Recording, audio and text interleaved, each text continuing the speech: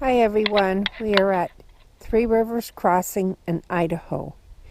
This is an Oregon covered wagon.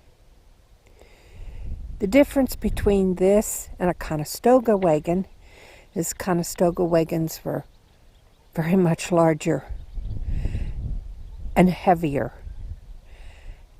And to get around all the mountains they had to go through to get to Oregon, it had to be a much smaller wagon.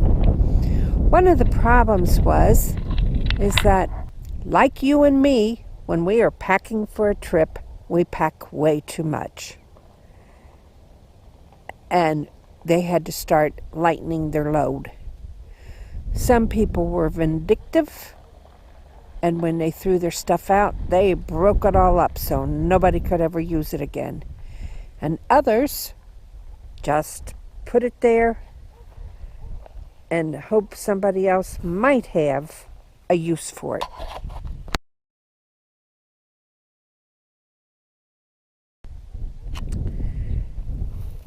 Now, as we come this way, I'll show you the front of the wagon.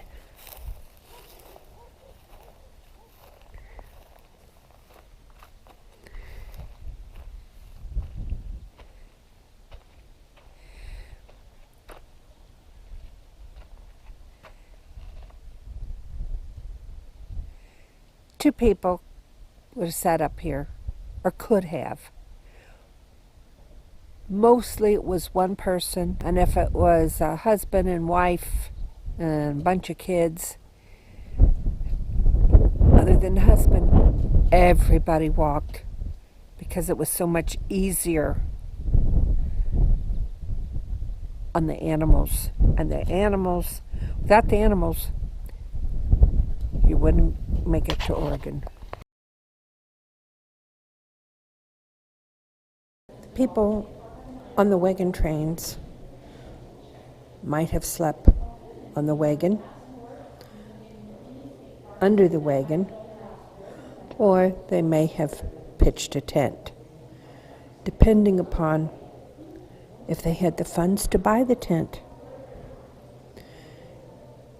And you have to remember that every night, after a long journey of 20 miles, they were exhausted, and so were their animals. And then you would have to pitch a tent and then cook for your family. So I think a lot of them probably decided that was just really too much trouble, because in the morning you had to pack it all up again, and then at night you had to set up the tent again. A lot of work. The pioneers on the Oregon Trail preferred oxen. Horses could not stand the journey, and oxen were cheap in comparison to, let's say, mules. Plus, the Indians didn't like them, so less likelihood they would get stolen.